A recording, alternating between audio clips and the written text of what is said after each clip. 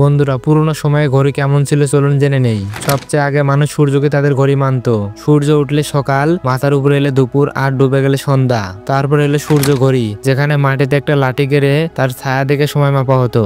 এরপর এলো জল ঘড়ি। রাতে যখন সূর্য থাকতো না তখন মানুষ একটি পাত্র থেকে পানি ফোঁটা ফোঁটা করে ঝরিয়ে সময় মাপতো। তারপর চীনারা নিয়ে এলো ধূপ ঘড়ি। এতে ধূপ এক ধরনের পাজল টাইপ পথে জ্বলতে থাকতো এবং তার দ্বারা সময় জানা যেত। এরপর এলো মোম ঘড়ি। এতে কাছে সময় লিখে দেওয়া হতো এবং মোমবাতি গলতে গলতে সময়ের হিসাব বোঝা যেত। এরপর এলো বালু ঘড়ি। এতে বালি ভরে 1 বা 2 ঘন্টা সময় মাপা হতো এবং এটি তখন খুব জনপ্রিয় হয়ে উঠেছিল।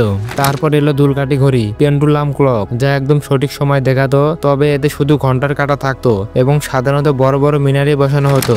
এরপর 19 শতকে এলো প্রথম বিদ্যুৎ চালিত ঘড়ি। এতে মিনিট ও সেকেন্ডের হিসাব জানা যেত। তারপর তৈরি হলো ছোট ঘড়ি, যেটা প্রথমে পকেটে রাখা হতো আর পরে হাত ঘড়ি হিসেবে ব্যবহার শুরু হলো।